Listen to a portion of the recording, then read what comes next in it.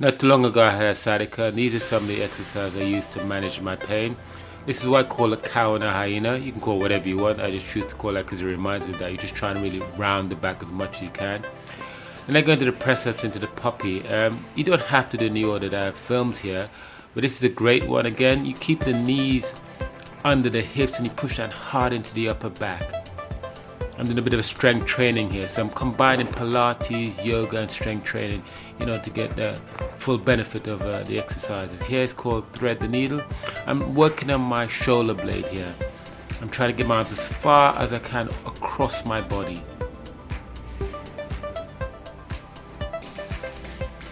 Again, if you ever feel too tired, just go into child's pose.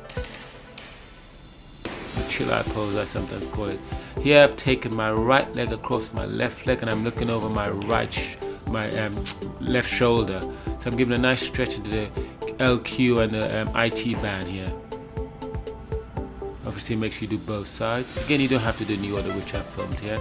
Here I've placed my forehead on the back of my hands and I'm trying to lift my legs straight by pushing my hips into the floor. I'm breathing throughout these exercises, by the way. I'm breathing in, I'm breathing out. How you breathe in or out is entirely up to you. I just say don't hold the breath. Think of Pilates way of breathing. Again, if it gets too much for me, I will go into child's pose. This is a lovely balancing one. Here you've got to be very careful that you keep the hips in alignment, and so always keep the knees under the hips. Keep the stomach nice and tight. And this is go straight into the donkey kick here. I don't allow my hips to become de-leveled. I keep the hips in line, stomach nice and tight, and I try and push the heel into the ceiling. That's why it's called a donkey kick. That's the biggest problem. Yeah, this is why I like to loosen up my back a lot. I just literally go a figure 8. I go from side to side. I'm using the full range of motion within my spine. So I'm trying to loosen up my spine. Again, the next exercise, you don't have to do this one. Depends how much pain you feel in your sciatica. But here I do again another back extension. I'm lifting my chest off the floor this time. I'm pushing my hands forward like I'm pushing the wall away.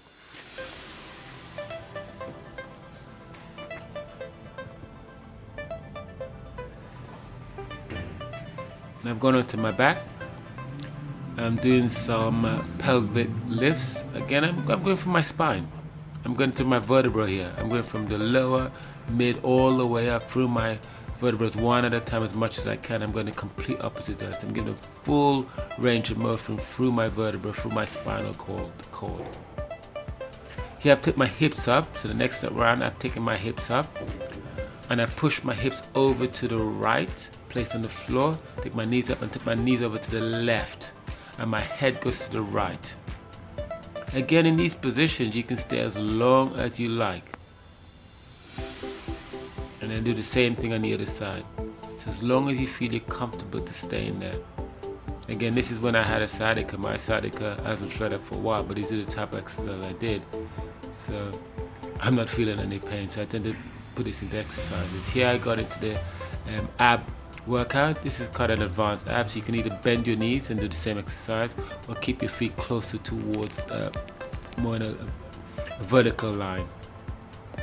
This is a reach. I press my lower back into the floor and I'm crunching, chucking my chin into my chest. I may do maybe 20, 30 of these kind of exercises. And this one again we call stretching leg. This is a typical Pilates one. Again, you can keep your head off the floor, tuck your chin in, or you can place your head back onto the floor under the exercise. If it starts burning my stomach too much, I tend to put my knees into my chest. Yeah, and it's another stretch I go into, IT band and the LQs. Well, I hope you can kind of pick up some of the exercises I've done. I've done it in a sequence. You don't have to do the sequence I did. You can just pick out the ones that you can do, or your back or your sciatica will allow you to do. And remember, sciaticas are just flare-ups, so it's best to try and work through it as much as you possibly can. This again is a lovely stretch for the upper back. What I do, I go completely around, give a half circle, so I come forward across my chest, do a half a circle, like I'm drawing half a circle. I can stay in that end position as long as I like, to be honest with you, as long as I feel comfortable. Again, the knees should be about as high as the hips. It's more demonstrated on this side, so I've been lazy on the other side.